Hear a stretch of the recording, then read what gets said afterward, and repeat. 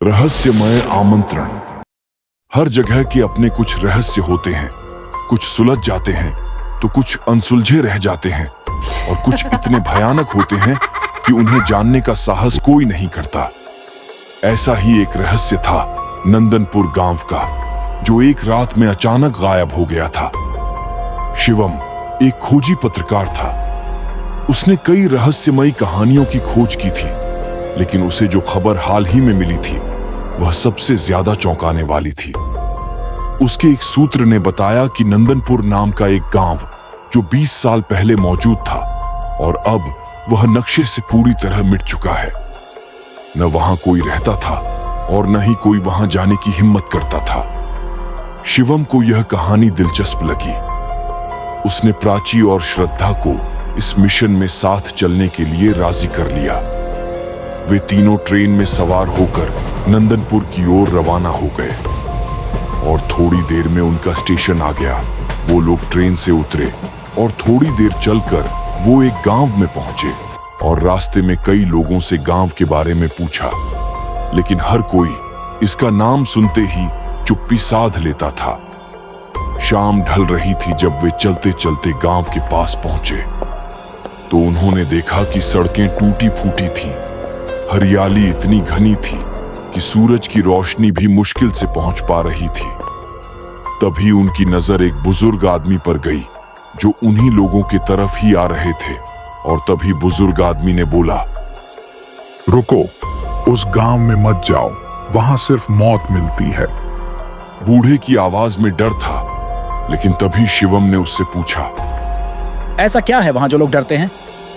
बुजुर्ग कांपते हुए बोले, 20 साल पहले उस गांव में कुछ ऐसा हुआ कि पूरी आबादी एक ही रात में गायब हो गई। जो भी वहां गया कभी वापस नहीं आया। लेकिन शिवम एक पत्रकार था।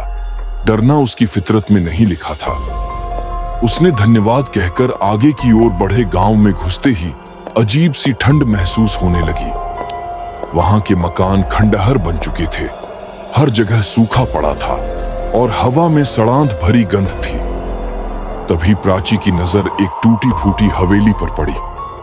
वह हवेली गांव के बाकी मकानों से अलग लग रही थी, जैसे वह अब भी जिंदा हो। वे तीनों उस हवेली में घुसे। अंदर काफी अंधेरा था। दीवारों पर अजीब आकृतियां बनी थीं, और फर्श पर खून के सूखे धब्बे थे। और फिर तीनों एक कमरे में गए। तभी श्रद्धा की नजर एक पुरानी किताब पर पड़ी। सभी ने उसी बहुत गौर से देखा, और सभी उस किताब के पास पहुंचे। तभी शिवम ने उस किताब को छुआ, और जैसे ही उसने उसे छुआ, हवेली के चारों ओर हलचल मच गई। ठंडी हवा का झोंका आया और लाइटें अपने आप बंद होने लगे। प्राची ने फुसफुसाते हुए कहा, हमें यहां से निकलना चाहिए। लेकिन तभी एक तेज चीख हवेली में गूंज उठी। तीनों ने इधर उधर देखा, लेकिन वहां कोई नहीं था।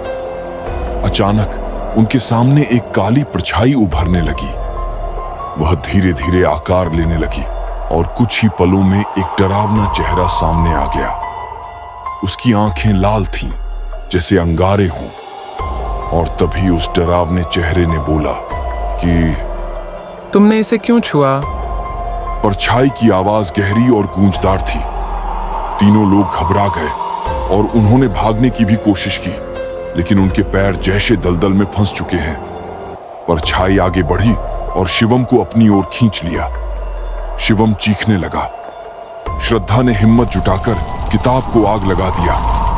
तभी तेज हवा चलनी बंद हो गई और सब कुछ शांत हो गया। प्राची और श्रद्धा ने देखा कि शिवम बेहोश पड़ा था। उन्होंने उसे उठाया और किसी तरह हवेली के बाहर खींच लाया। दोनों बदहवास हालत में किसी तरह उस हवेली से बाहर निकल गए। जब वे सुरक्षित जगह पहुंचे तो शिवम ने आंखें खोली, लेकिन वह कांप रहा था। उसने कांपते हुए कहा, हमने जो देखा उसे भूल जाओ, वह हमें ढूंढ लेगा। शिवम कुछ बोल पाता, इससे पहले ही हवा में वही गहरी आवाज गूंज उठी, तुम बच नहीं सकते। लेकिन इस बार शिवम ने हिम्मत दिखाई और उस काले साए को भी आग लगा दी। शिवम, प्राची और श्रद्धा ने किसी तरह खुद को संभाला और जल्दी से स्टेशन तक पहुंच गए और तीनों की जान बच गई।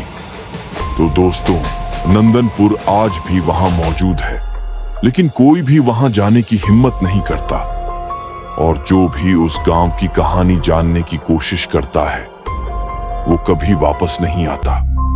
तो दोस्तों, उम्मीद करता हूं कि आपको ये हॉरर स्टोरी अच्छी लगी होगी। तो वीडियो को लाइक कर दिया करो और चैनल को सब्सक्राइब करके बेल नोटिफिकेशन दबा देना। और हाल ही में मैंने इंस्टाग्राम पेज बनाया है, तो उसे भी जाकर फॉलो कर लो, जहां पर मैं हर लोगों से बात करता हूं और उसी मुद्दे पर हॉरर स्टोरी बनाता हूं। तो आप लोग भी जाइए और हमसे बात करिए और अपने हॉरर एक्सपीरियंस शेयर करिए। इंस्टाग्राम का लिंक आपको डिस्क्रिप्शन और कमेंट बॉक्स में मिल जाएगा। और दोस्तों, आपको अगर कोई एनिमेशन खराब लगा तो मुझे जरूर से बताना, मैं उसे सही करूंगा।